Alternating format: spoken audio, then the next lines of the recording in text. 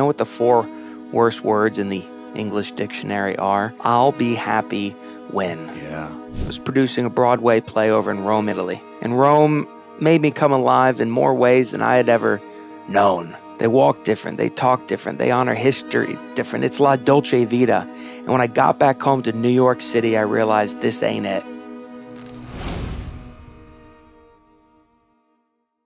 Before we jump into this episode, I'd love to invite you to be a part of the community where you can listen to more content to help you be a smarter, stronger, and better equipped, successful leader. All you have to do is hit that subscribe button. I would love and appreciate your support. It's amazing to me to watch the community grow and read all of your comments each and every week. I can't wait to go on the journey with you. Thank you so much, and it means the world to me. It's worth a lot right here. It's like, how much would you pay to watch Chris Schembra undress, selling it right now? I'm giving y'all a peep show for free, and I need to charge a freaking billion for this. But I'm going to take off my yacht brokerage sweater so I could be more relatable to your crowd. Thank you. It's okay. Oh, I got the worst hair in the world. Okay, we did it. Hey, you could have my hairline. I know. Oh, yeah. Yeah, about that. About that. I don't know where heaven starts and where hell ends. Yeah, I mean, this is the way. It's easy. That's the only thing I have to say. It's easy. All right, we did it. Yeah, you got undressed for us on camera. I recorded. I got undressed on camera. Have you done that before? I used to host events like naked. Wow, I didn't expect us to go there, Chris. I remember one day we were putting on. My buddy gave me his art gallery. In Lower Manhattan to put on a 2-man 1-act play about tennis, and it made the front page of the New York Times for the U.S. Open, leading up to the U.S. Open kind of stuff, all that kind of jazz. And I decided to produce the play naked. I wore a skimpy boxers and apron. And we had a good time. No, you had clothes on then. Yeah, true. Okay. It was fake See, naked. I expected just like full banana show, but no. Oh yeah. No, nobody wants that. All just right. Molly. All right. Well, Chris, thank you. Let me properly introduce you. Those listening in, welcome to the Impact Driven Leader podcast. This is your host, Tyler Dickerhoof. Today's episode, I'm joined by Chris Schembra. Chris is a Wall Street Journal best-selling author of Gratitude Through Hard Times and Gratitude and Pasta. It's very tasty. U.S. Today, let me get that out right, calls him the gratitude guru. He is the founder of the organization 747, which I love how that came about.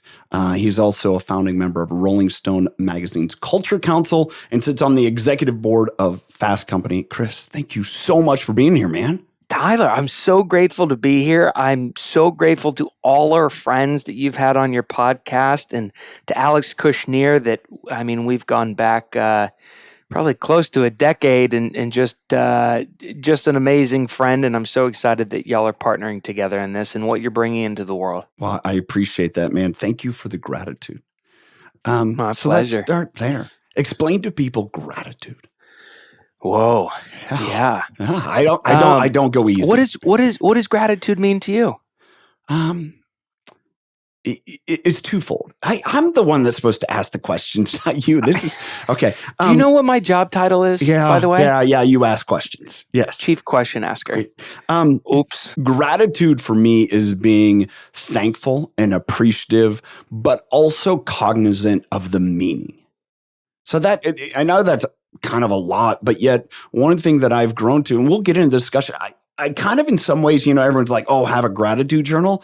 And I'm kind of like, that's hard for me, man. And I think it's hard for a lot of people. That's why the whole idea of what gratitude means is hard, because it's almost like, all right, my wife might call me a glass half empty. I'm not. I'm a realist. I see it for what it is and let's go. That's exciting to me.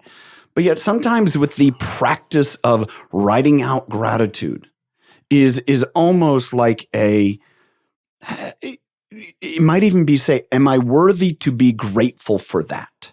Man, is that, are you going to be able to run with that and me ask the questions now? Am I worthy to be grateful? Yeah. Tell me about that.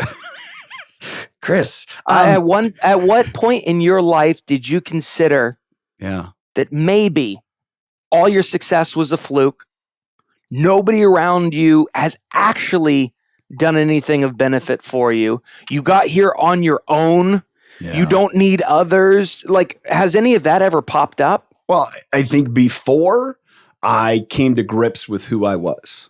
Before the open, as we were getting ready, before you decided to undress for everyone on camera, we were talking about kind of the insecurities that we all have. And for me, much of my previous life, per se, of I would say pre-gratefulness was just overwhelmed with insecurity. What value do I have? What can I offer people? And so when I think back again about that time in my life, where my response to some of the most traumatic events that I had was intensity. I'm going to put my head down and absolutely push. And so when I think you have that frame of mind of intensity and drive, and I'm going to just make sure that people see value in me, I think to your point, it's really hard to be grateful because you're not at peace with wherever you're at. And I wasn't. And it was never, there was seemingly never enough. And as a leader, as someone that was relational, I saw you wrote this in your book, Gratitude Through Hard Times, that, without having peace, it's really hard to be grateful of others in that relationship and just be in the moment. Right? That's a paraphrase what I gathered from you, but I very much lived that. And it's in relationships when we're at peace, man, that's when everyone else feels comfortable. All right, that's what I read. I'd love for you to tell me why you wrote it. First of all, Tyler, thank you for taking us there. I know your role on this podcast is supposed to be the one asking others questions, but I thank you for getting vulnerable at the start of this podcast and giving your listeners something that a side that they couldn't hear enough of from you. That's why you're a master at this. I do love what I do. You brought up this intensity, this drive, this always wanting more, this go, never is enough. Do you know what the 4 worst words in the English dictionary are? I'll be happy when. Yeah. I'll be happy when and if something in the future occurs. I'll be happy when and if I buy that next house, that bigger car, that fancier plane, whatever it may be in the distant future. But you know what the problem is with living so far into the future is that the future is not promised. It may never occur. Yeah. And oftentimes what we do is we measure the distance between where we are and where we want to be, and that creates overwhelm and uncertainty. That creates misery. That creates this imposter syndrome. That makes people do some pretty crazy things in the world in pursuit of that I'll be happy when future state. So what gratitude is the antidote, the answer to that forward thinking, uncertain mentality. Gratitude grounds us in the present and is the act of acknowledging the benefits that we've received from others, the value that others have brought us. Notice that I'm saying others. I'm saying a person. Barbara Fredrickson is a researcher in our space, and she says that to be grateful is to be grateful to someone. She does not believe that we should be grateful for the sky, for our blessings, for our health, for the earth. No, we should be grateful to people. Who is the person who helped you get healthy? Who is the person that helped you buy this home with a nice big set of windows? Who are the people that have bestowed blessings upon you? And here's the beautiful thing about gratitude. It's really beneficial in 3 ways. It feels good to give, it feels good to receive, and it feels good for just you to witness or observe in the world around you between people. And it's, many ancient Stoics call it the most transformative force in the universe, the parent of all virtues, the greatest gift to mankind, all these beautiful things. And I really think that gratitude is quite a miraculous thing. It brings people happiness and connection and joy and health and all these beautiful things. And so, as you mentioned, we've written a few books on the topic, and we dedicate our entire life to it.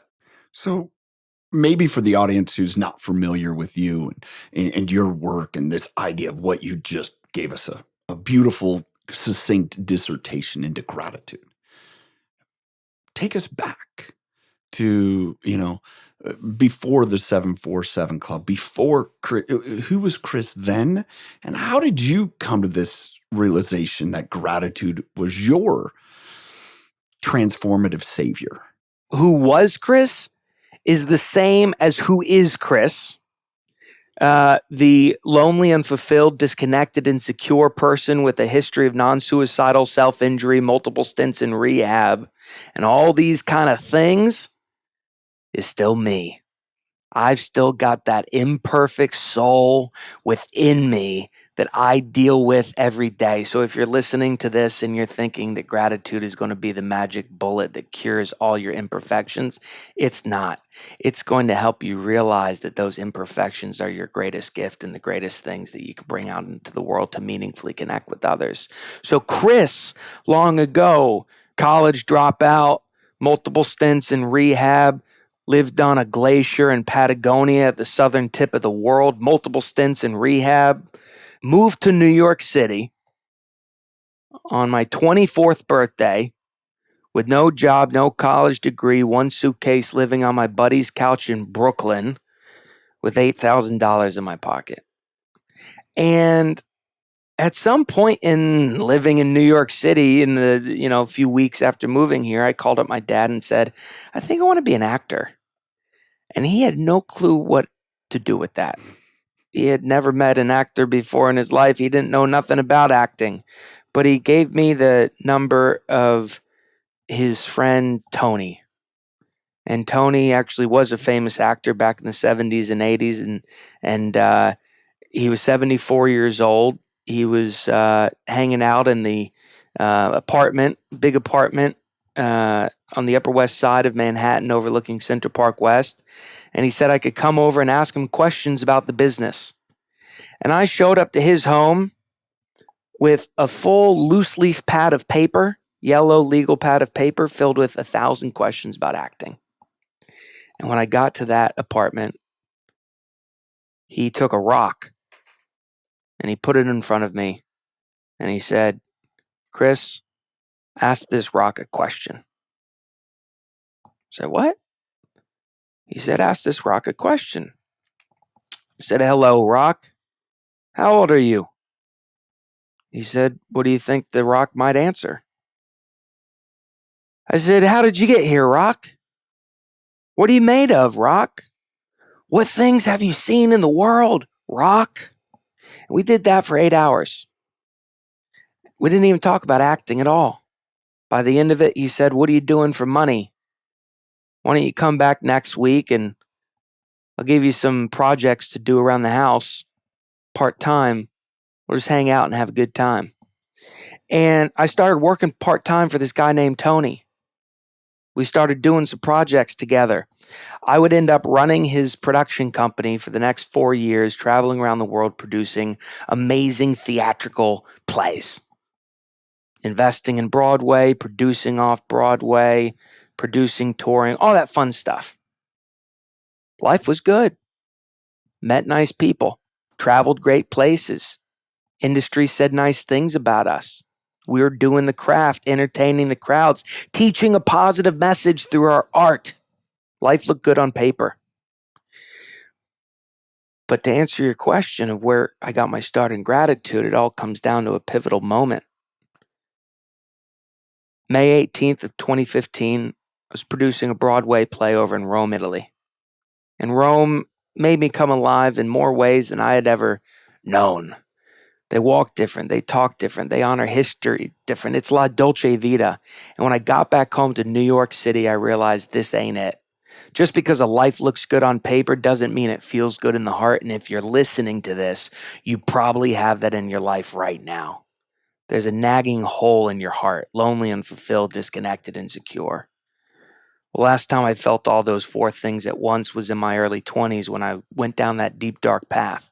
non-suicidal self-injury, multiple stints in rehab, jail.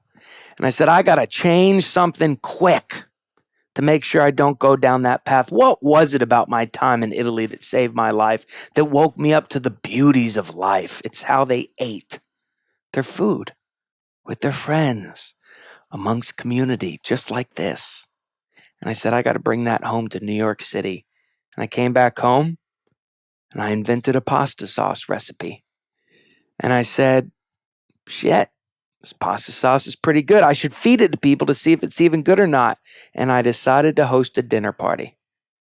July 15th, 2015, I invited 15 of my friends into my home to have a dinner party. 6:30 p.m. cocktails began, 8 p.m. dinner was served, but at 7:47 p.m., I delegated 11 specific tasks and empowered the attendees to work together to create the meal. We had a shared group experience. We lowered the ego. We committed to service. We had good food, good wine. And then later on in the evening, I paused every moment of the conversation and I asked a simple question.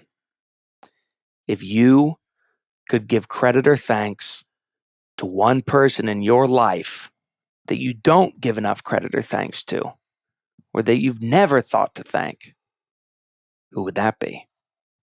And Tyler, gosh golly, we heard the best stories in the world. People reached way back into their past and pulled forth some amazing stories of gratitude. Never thought to thank their mother. Never thought to thank their third grade teacher. Never thought to thank their dog. Never thought to thank their mean ex-girlfriend, their ex-bad boss, whatever it may be. And everybody cried. I decided to do the dinner the next week. 15 new people. Next week, 15 new people. Simple rule. First time you come alone. Second time you come, you bring a friend. After that, you're eligible to nominate someone to attend without you being there. Our network was rapidly growing. Pretty soon, the phone started ringing. Companies started calling us up saying, I see what you're doing around the dinner table. I want you to come in and help us do that on a much larger scale within our companies. And so in the last 8 years, since that very fateful night, we've used the principles of gratitude, empathy, human connection, belonging to spark over 500,000 relationships within the workplace, working with the world's largest companies at the highest level of the company, Microsoft, Google, IBM, Dell, the United States government, and hundreds more. It's been a true pleasure to be on this journey. And I'll start with that one gratitude question around the dinner table. You mentioned several words there, words that we talked about previously, right, before we started recording. Some words that I think are wildly impactful.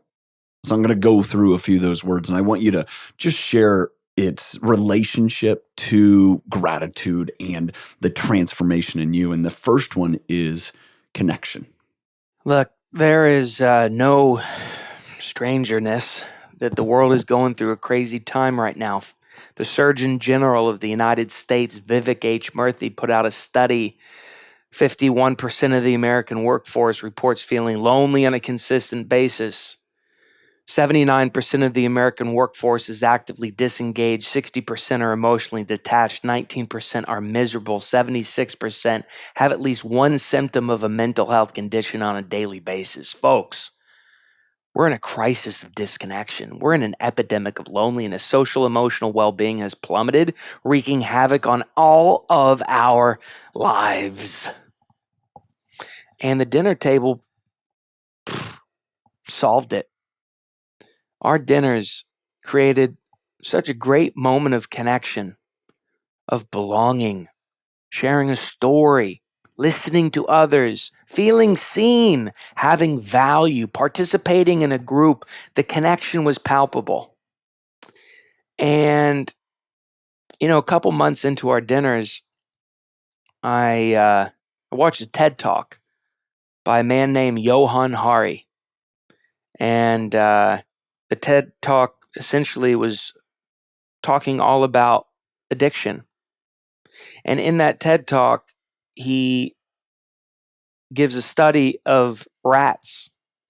And in one cage of this study, There's just one rat, and the rat has the opportunity to drink one of two bottles. One bottle is filled with water. One bottle is filled with water and cocaine. The other cage is filled with 20 rats, a hamster wheel, one bottle of water, one bottle of water with cocaine. The rat that was placed alone in the cage didn't drink the water. Drank the water with cocaine, died. The rats in the cage together, they had sex. They ate together. They ran on the treadmill together. They tried the cocaine once or twice, but they really only drank the water. They had no need for the drug. And the end of Johann Hari's TED Talk says the opposite of addiction is not sobriety, it's connection. And we found a type of connection around our dinner table that I had never seen before in human history. It helped solve a lot of things within us that drove us to addiction prior. See, I had it all wrong all my life. Everybody putting me in different rehabs, everyone telling me to solve my addiction in so many different ways. All they had to do was invite me to the dinner table and give me a meaningful moment of service and connection and conversation, and what it would have made me a more whole human. That's the type of work that AA does with their circles. That's the type of work that an organization I'm a part of called SIRA, Self-Injury Recovery Awareness, does with their mental health circles. It's the opportunity for connection to solve some of the greatest challenges in our health epidemic. So why pasta and the sauce at the dinner table? Like, I can imagine, but I want you to give it words. God. Why that arena creates connection? You know what? The question of why pasta? Why did a dinner party filled with 16 people in a 350 square foot studio apartment in Manhattan? Folks, let me take you back. I may be sitting in my home office with a bookshelf and a Ferrari Lego and all these kind of great things. No. When we started these dinners, I had a Murphy bed next to a couch, next to a toilet, next to a 2-burner stove. We'd flip up the bed. We'd put a 12-foot long, 3-4 foot tables, 12 feet of tables, and it was the entire apartment. Folks, the table is 12 feet long. There was only room for a folding chair on each side. That's how small the apartment was. That's it. And I think in a world where most people are used to convenience, and they're used to luxury, and they're used to options, and they're used to all these healthy food and these ways of being and doing this, that, and the other, we came in with the polar opposite. We said, you're going to sweat a ton, especially if you're sitting next to a New York City apartment radiator. You're going to have to control your farts because the bathroom is right next to the table. You're going to sit elbow to elbow with someone you've never met, right? In a world where everybody lives in these big mansions behind gated communities and we rarely come in contact with each other, I was literally forcing people to literally sweat through their shirt, rubbing up against another person at dinner for 3 hours. In a world of gluten-free and eating healthy and doing this, I was serving a wedge of brie, a sleeve of crackers, a bowl of pasta sauce, and a pint of ice cream. We were the opposite of healthy eating. It was good for the heart, but not good for the body, you know? And I just think pasta was a great conduit. You know, if you put this article in the show notes below after the episode, one of the early things we read in the beginning of our journey with pasta was this study that Harvard University did that showed that firefighters who eat spaghetti in the firehouse actually perform better as a team and save more lives. That's crazy. There's something easy about the simplicity of pasta, the communal nature of a family dinner filled with strangers.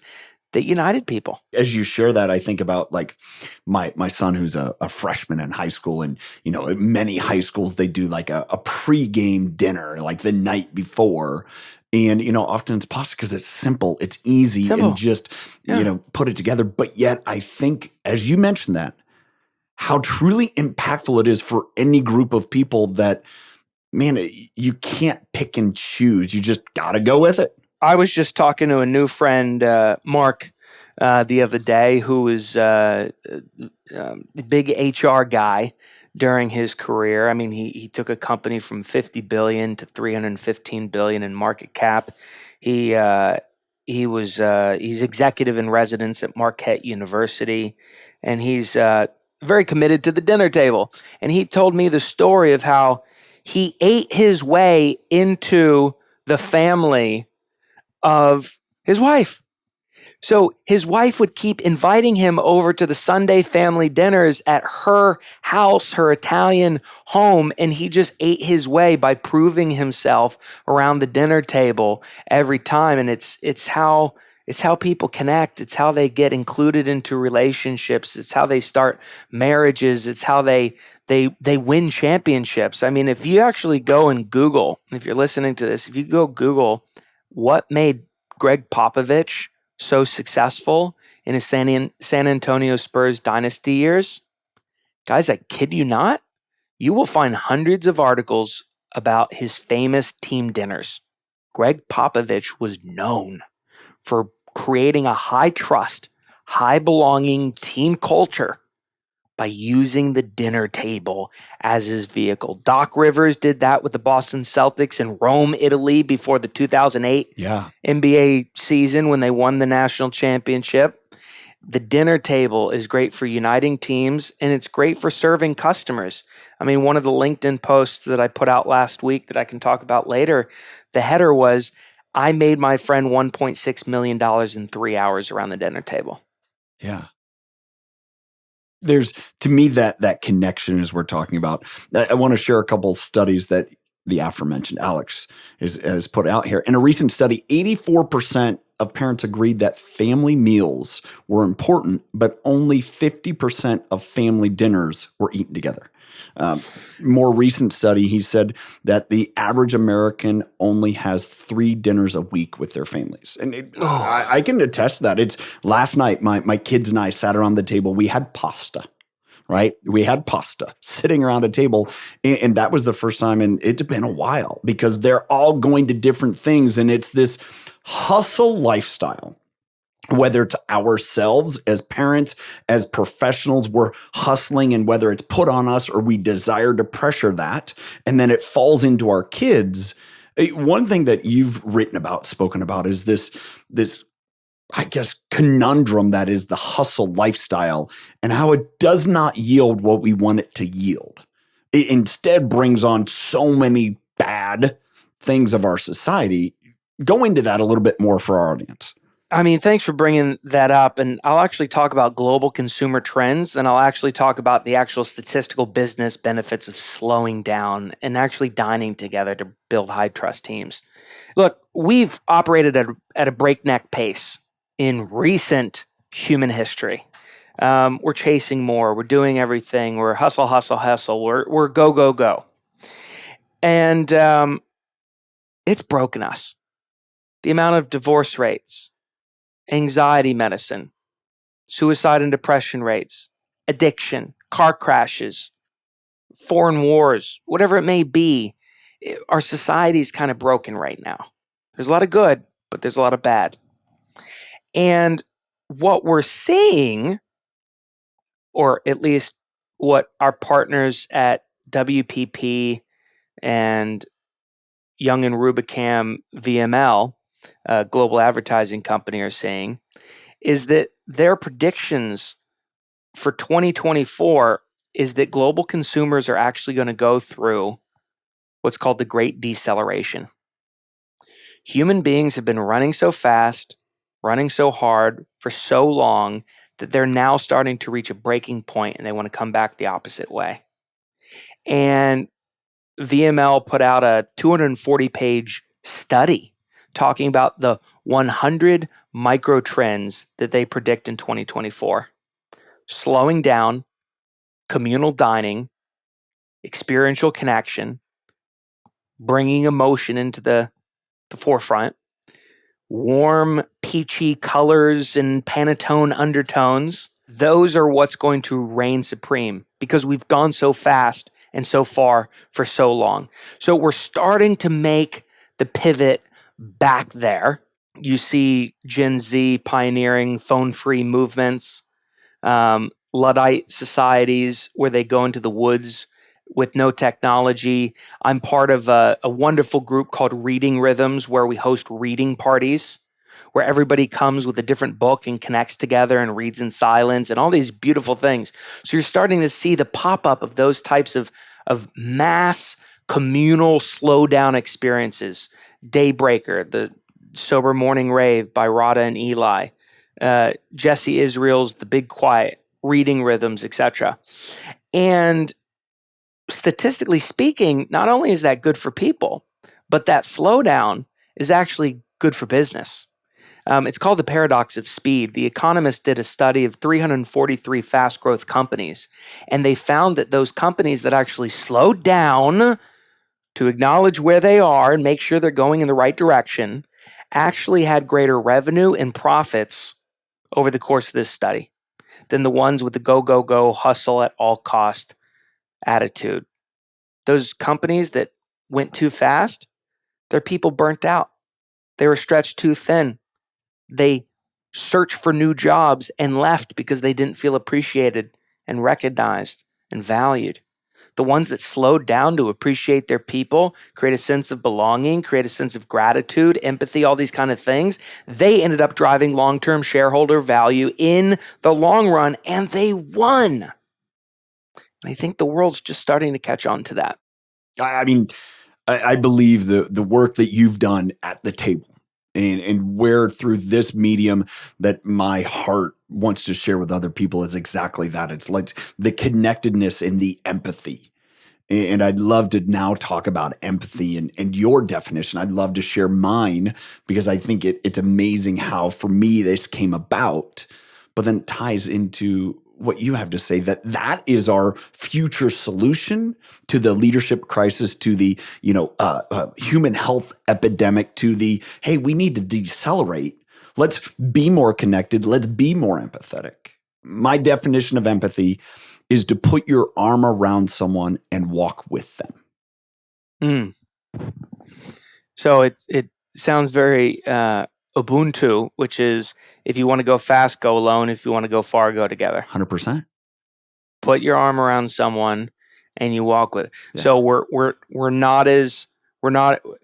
only as strong as our weakest link. We're doing this together. There's a vulnerability there. You put your arm around someone, you're exposing yourself. Here's the other thing that hit me one day, and as a person of faith, there's a biblical reference. Don't be unequally yoked. Well, if you think about putting your arm around someone and being yoked with them, if you walk faster than them, you're going to choke them. You're going to drag them, and vice versa. And you have to go at their pace. And when I think about that is in connectedness, as you're talking about, we're sitting around the table, we're having pasta, and I slurp up my pasta, and I'm looking around, I'm like, Chris, are you going to get with it? Like, what are we doing here? That doesn't work. And yet, too often in our relationships, that's how we approach it. Like, catch up to me. It's like, no, I need to go with you. And so again, I'd love for you to, me using my words, I'd love to hear your words that really describe and put a factor around empathy and how it plays into the dinner table, but also every relationship in business. I love what you said about unequally yoked. That's a beautiful phrase. To me, the definition that I use for empathy is the definition that Roman Krznaric used. I have the book right back there. In Roman Krznaric's book, Empathy, How It Matters and Why to Get It, Why It Matters and How to Get It, he defines empathy as the art of imaginatively stepping into the shoes of another person, understanding their feelings and perspectives, and then using that knowledge to guide your action. Right? Empathy is not sympathy, not compassion. Doesn't come from looking within, it comes from looking around. And it's about capturing data. It's about capturing the feelings and perspectives of others and then using that knowledge to guide your action. And it is absolutely transformative. When you can go on an empathetic adventure and reach way across a culture or a society and put yourself in the shoes of another person and understand why they made certain actions or why or what they're going through, how they're feeling about a certain thing, you can better have the knowledge to relate and respond and build something for them and listen and learn and all these kind of things. And it brings societies and cultures together. And I'll give you an example. If you one time I was producing a virtual gratitude experience for a group of Ukrainians and Russians. They both worked for a tech company based in America that offshored some of their tech talent to Ukraine and Russia. And this was in the midst of the Ukraine war. And there were about 50 or 60 people on the call. And in our virtual gratitude experiences, one of the things we do across a 90-minute experience is get people to go into different breakout groups. And the first breakout group is quite simple. Ask your partner, what's one word that honestly describes how they feel right now in the moment, what's coming up for them, and create the space to listen. Ask them good follow-up questions. Turn on the brain to actively listen. Open up the heart for empathy and connection. And what was so amazing is that you could have a Russian and a Ukrainian both feel overwhelmed. Great. In that breakout group, they talked about it. They actually found they had more in common than they had differences. You had a Ukrainian and Russian both optimistic. So they went into the breakout group and they talked about it. They found out they had a lot more in common than they have differences. And it created empathy. It created the understanding that we can never assume we know how anybody else in the world is feeling until we actually ask them. Mm-hmm. What's a big event in your life might be a small event in other people's lives. What's small in yours might be big in others. You just have to create the safe space to listen and learn and empathize. And by the end of those 90 minutes, 99.8% of people historically report a positive change in emotions at our experiences. That night, we got all 100. Or that day, we got all 100% shifted into a positive mental attitude and found a meaningful moment of human connection with someone who society should say you have nothing in common with. Yeah. I mean, I think of Michigan fans, as a Buckeye, but that's okay. I mean, it's much the same. Did you go to state? Nah, I went to school in New York. I went to Cornell. But I'm a Buckeye. So those feelings against Michigan are real. Wow. But we have less differences than we have what are alike. And I have to appreciate that, understand in the grand history of humans, our differences are really only about like 2%. Yeah. We have a lot more in common than we have differences. If I ask your people our signature gratitude question we first asked around the dinner table 8 years ago, if you could give credit or thanks to one person in your life that you don't give enough credit or thanks to, who would that be? There's only really a handful of people you could answer. Yeah. Someone you've never met or someone you've known, someone who's died or someone who's alive, someone you're related to or someone you're not related to, someone who hurt you or someone who helped you. We all have those exact characters. A mom, a dad, a friend, a coworker. The stories are different, but the characters are the same, and that's what unites us. Yeah. I could give gratitude to my grandfather who fought in the American World War, and you could give gratitude to your grandfather who fought against my grandfather in the World War. But we still both had a grandfather, and that's what makes us the same. The connection. Yeah. Yeah. How can people start to make the shift? Like if they're stuck, if they're, in a role in a business where empathy isn't going on there, or relationships where it's not going on there, like how can they make that shift? And, do they block it out? Do they need to make this major shift? Like, how does that work for people? Well, it starts by being the change that you want to see in the world. I know there's a lot of you that are listening to this call and saying, oh, I wish my employer was more grateful. I wish my colleague had greater empathy when I miss a deadline. I wish they did this. I wish they did that. Folks, you're entitled. Break it. You do not realize that you're waiting for others to show you tremendous benefits in our world because you think you deserve something special from them. But here's the truth. The only way that you will get that empathy, that gratitude from others is if you initiate it first, right? How can you expect someone to be grateful for you if you haven't shown gratitude to them? I'm not saying gratitude is a reciprocal tit for tat system. I'm just saying go out and be generous. Go out and be a giver. Go out and be grateful. Go out and ask meaningful questions to others and be radically curious about their feelings and perspectives, showing them unbridled and inquisitive empathy. Commit to service. Lead with your heart. Do that. Recognize others for how their contributions align with the mission, vision, values of your life or your organization. Do that. Do that for a year. Don't expect any of it in return. What will likely happen, though, is you will start to invite the change you want to see in others, and they will start to reciprocate that behavior to you. Or you might lead with so much of that generosity that you wake up one day and say, this isn't the place I need to be in my life. I'm going to call Tyler to help me get to the next chapter of my life. Yeah. Right? How has this path changed your life? Like we talk about the first dinner that turned into the second, the fifth, that, on and on and on, 500,000 people. But when did you start to see this change, this tipping point, if we want to give a nod to Malcolm Gladwell? Like, where was that? Folks, you heard me say earlier in the podcast, what made me imperfect then still makes me imperfect today.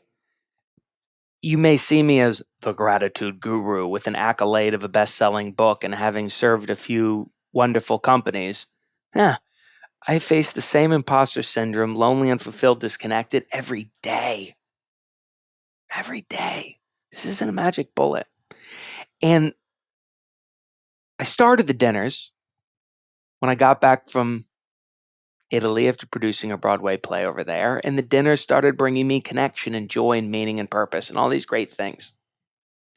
I was flying high, and then COVID hit, and it removed the dinner table. It removed the pasta sauce, so we had to pivot, and we started producing virtual gratitude experiences, and everybody in the world was at home, alone, and companies needed to figure out a way to bring their teams together in meaningful ways, and so they called us, and we produced hundreds of amazing virtual gratitude experiences, 50 to 200 employees per experience every single day. Sometimes there were 5 in one day.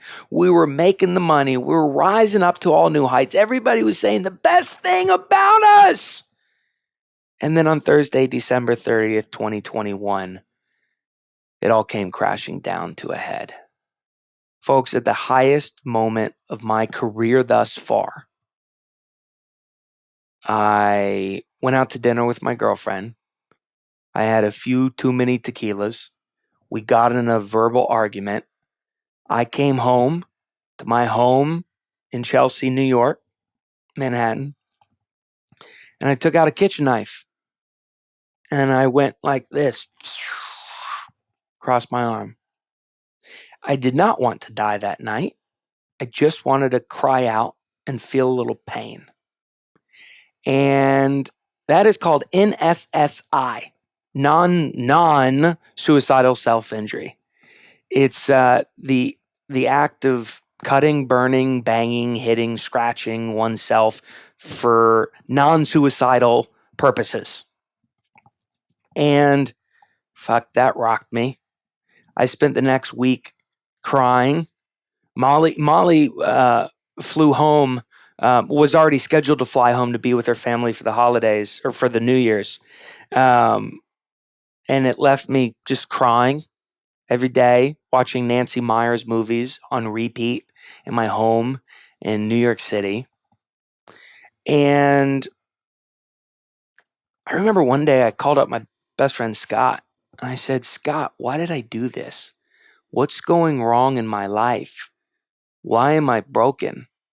He said, buddy, nothing's wrong. You're not broken. You just got so many things going well. You couldn't see the clearing through the forest. You stopped appreciating all your blessings. He said, stopped appreciating all my blessings. Scott, are you accusing me of lacking gratitude? He said, yeah, dude, wake up. You got a lot of great things. Just be more grateful for it. And I said, oh, shnikey, I fell into my own trap. I had become yet another victim of a thing that we call ingratitude. Could have all the blessings in the world, appreciate none of it, and still be walking around with fear, imposter, uncertainty, anxiety, comparison, greed, and envy. And I was reeking of that at my highest point in career trajectory. And so a few days after that non-suicidal self-injury, I started realizing what I needed to do. I needed to go back out and fall in love with gratitude. Folks, I didn't quit my job.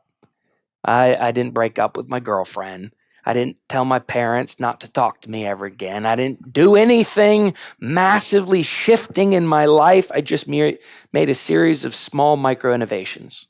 I started practicing gratitude more, texting people on a daily basis that I was grateful for them. I started writing down the list of benefits, collecting testimonials about my life, getting my health in order, doing these small little things in a more grateful way to show up as a greater giver with a more positive outlook on how I approached life. And you know what happened? That exact January, God, I thought I was doing good in 2021. That January of 2022, record-breaking revenue month. Why? First of all, I was getting my shit together. 2, I was actually telling my story in a vulnerable way to the people we were trying to sell to. They saw some of themselves in me, and it created a moment of connection. It led to greater upsell, cross-sell, revenue, referral, renewal opportunities. And so it was good for everything, and it was just another chapter in my journey where I realized the worst thing that almost ever happened to me with my non-suicidal self-injury episode actually created a tremendous amount of positive benefits. Empathy and compassion brought my family closer together, gave me a community of non-suicidal self-injury, self-harm individual people to connect with. It gave me greater self-efficacy, self-worth, pride, optimism, helped me make more money. That non-suicidal self-injury episode was actually the greatest thing that ever happened to me. Gave me something to be grateful for. Tyler mentioned, I wrote about it in my book. Folks, I'd been struggling to figure out what the introduction to my book would be for close to a year. And then that shit happened, and it gave me the greatest introduction of my book, which would go on to become, number 1 on the Wall Street Journal best-selling list for a week there upon launch. And I'm so grateful that episode occurred. But it was what I learned around the dinner table for all those years, working with all those people, that gave me the tool set to get through it. Chris, thank you. Thank you for sharing that. Thank you for going into that, because it is impactful. And one final question, and it's a little bit of it's a comment, but it's in a quote and a question. And after preparing for this, and after reading this, I wrote this: we struggle to have empathy, connectedness, and gratitude towards others when we don't have grace, compassion, and acceptance for who we are. How does that sit with you? You wrote that? You want me to read it again? No, but you wrote that? I read your book. Book. What were you doing? We struggle to have empathy, connectedness, and gratitude towards others when we don't have grace, compassion, and acceptance for who we are. What came up for you when you wrote that? When I was 14, I had a younger brother die in a farming accident. He was 3, I was 14. I drove over him. He died that day. And it wasn't until probably 6 or 7 years ago when I had a moment, I was at a stop sign, and I had this voice tell me, his life had purpose. I'm talking to you today because I'm obedient to be able to share that story, to go on that journey, that those moments like you shared on December 30th of 2021, just like mine on June 4th, 1994, there's extreme meaning in that because I chose intensity as a barrier to hold me back and not be vulnerable. And you chose from that moment vulnerability for connectedness. And it was that empathy and connectedness and gratitude that you had in that moment and giving yourself grace and compassion that's allowed you to have the impact. And I fully believe that. I've lived it just as much as you've expressed it as well. What was your brother's name? Joel. Cheers, Joel. And I thank you for the impact that you've had on Tyler and the way that you've had it and the impact that Tyler's having on our world. The world works in mysterious and crazy ways, but Joel, you played a wonderful, wonderful part in bringing us here together for this moment. And for all you listeners that are listening, look for those God wink moments in your life, both the good and the bad. You will never, ever, ever be able to live a life devoid of bad things happening to you or because of you. Yeah. But how you choose to respond to those bad events is up to you. You could respond negatively, creating fear and disinterest and detachment, envy and comparison and regret. Or you can respond positively, be grateful for it, be empathetic to the people that were impacted. Give yourself grace because no one on this earth is perfect. And if we walk into the world with that in a giving and a generous spirit, we're going to have a positive impact on maybe not the whole world, but at least one person's world. And we will know that we have done enough. And that's all that's important in this life. Chris, thank you. Where can people learn more about you, your work? You can go to chrisschembra.com. You can follow us on LinkedIn, connect with us on LinkedIn, mention Tyler's show in your notes and I'll connect back. LinkedIn's where we post every day about the science and the psychology and the stories and the case studies about everything that we talked about here today. We've got a column. We were privileged to join the Rolling Stone Culture Council, and we've got a wonderful, I believe, 24 or 25 articles that you can go to rollingstone.com and check out our column there. And I don't know, most importantly, I'd love to see you at the dinner table. Reach out. We're bringing some amazing connection of people. I'm just working on a new partnership with a wonderful company called Transformer Table, to where we can really empower all of you to be able to host your dinners anytime, anywhere, within any home that you have. And it'd be an honor to collaborate with you on that and teach you how to use the dinner table in the right way. Man, I love it. Thank you so much. Thank you so much for your time. And for all your viewers, listeners, thank you for being here. Remember to subscribe on YouTube or wherever you listen to podcasts. You can help more people find out about people like Chris when you rate and review each show. Thank you again for being here. Until next time, choose to lead with impact.